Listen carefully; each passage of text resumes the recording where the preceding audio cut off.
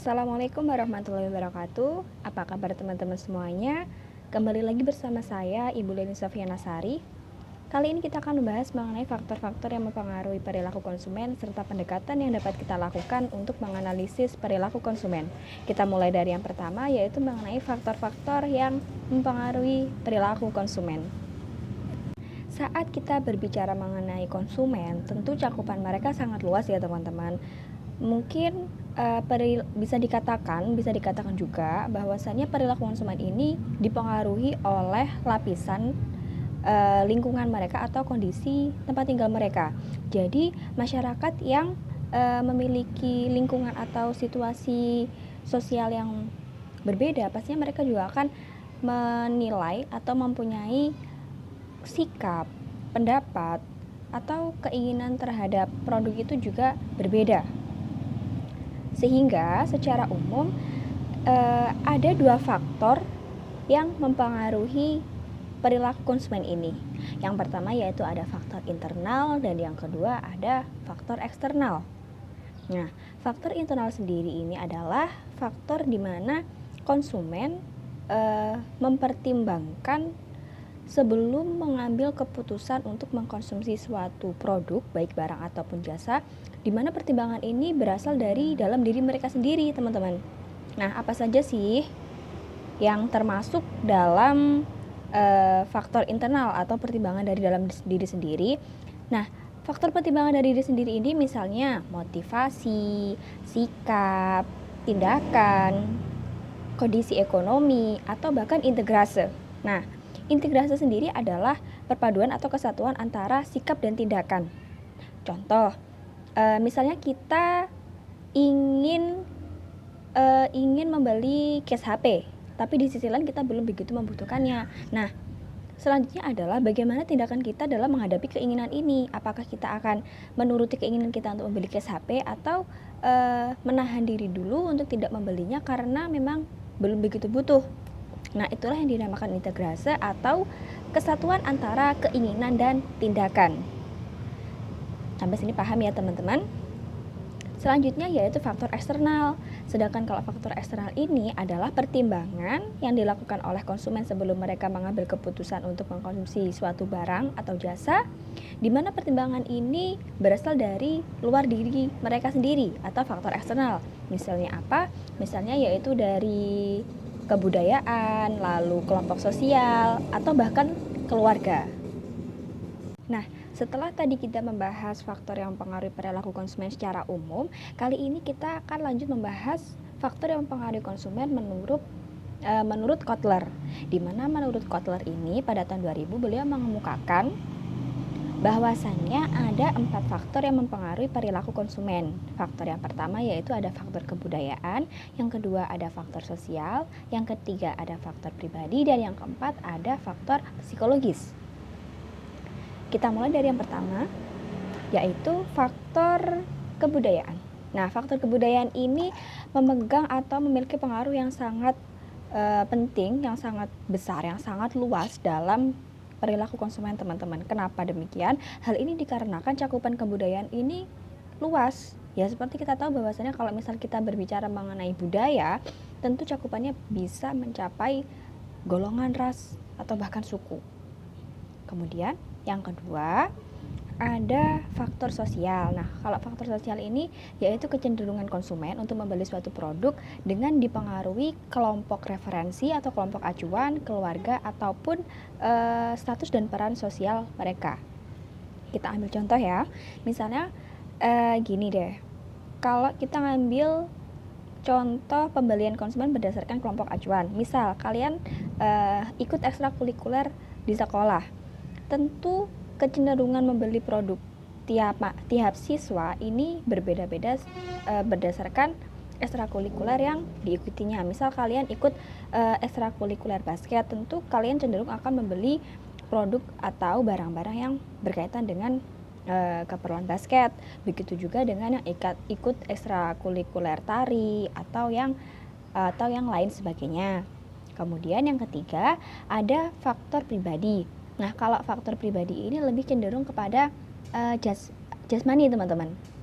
Jadi lebih cenderung kepada kayak gaya hidup kita, kemudian kondisi, kemudian kepribadian dan konsep diri kita sendiri.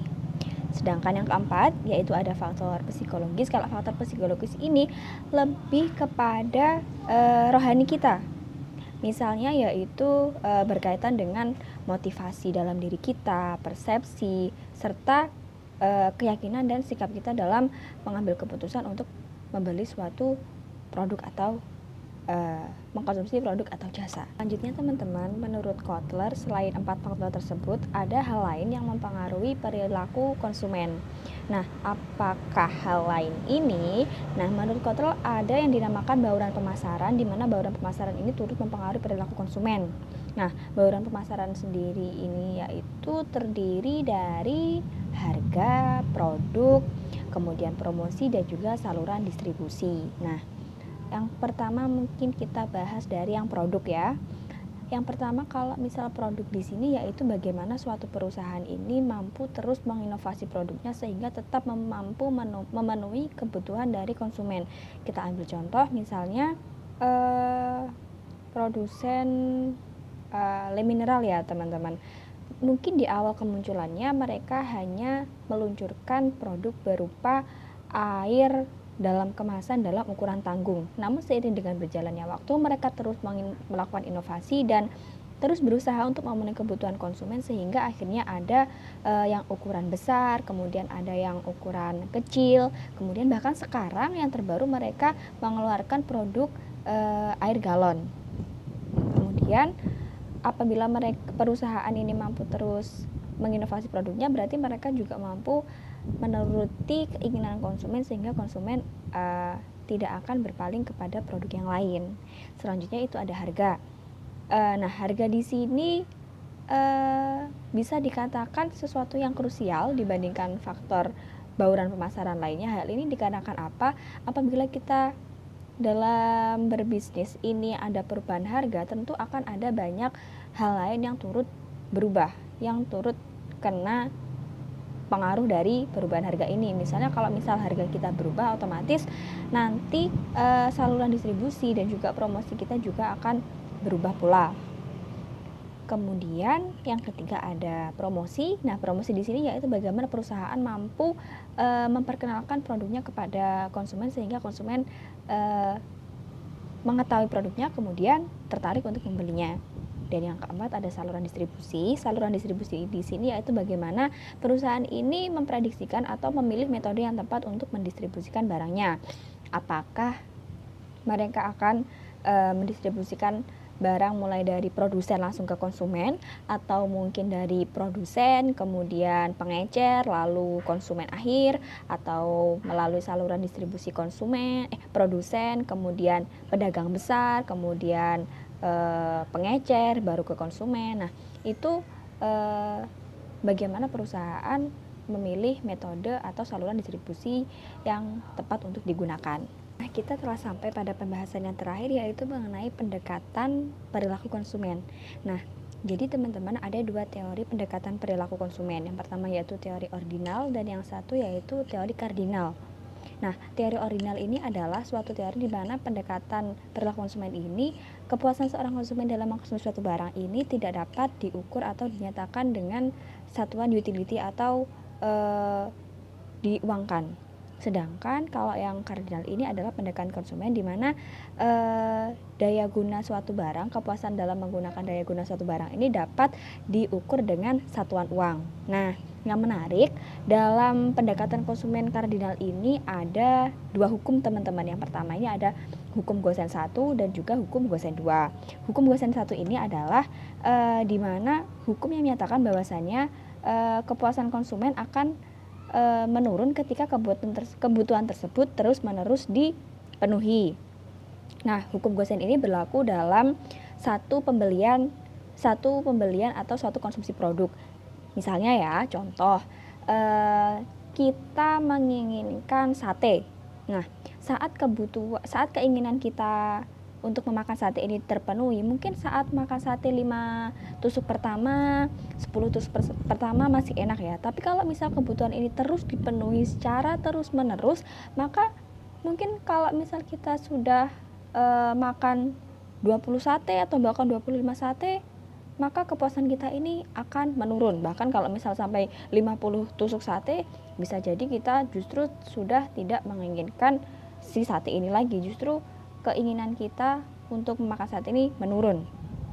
Kemudian yang hukum Gosen 2 yaitu menyatakan bahwasannya seorang konsumen ini akan terus memenuhi kebutuhannya sampai intensitas yang sama. Nah, misalnya nih, ketika kita seharian berpuasa, maka kita akan lapar dan haus. Nah, maka saat berbuka, kebutuhan yang kita penuhi bukan hanya satu jenis saja, tapi misalnya bukan hanya minuman saja, tapi di sisi lain setelah kebutuhan haus ini terpenuhi, kita juga memenuhi kebutuhan lainnya seperti makan atau bahkan juga ada camilan. Jadi intensitas kebutuhannya mencapai intensitas kebutuhan yang sama.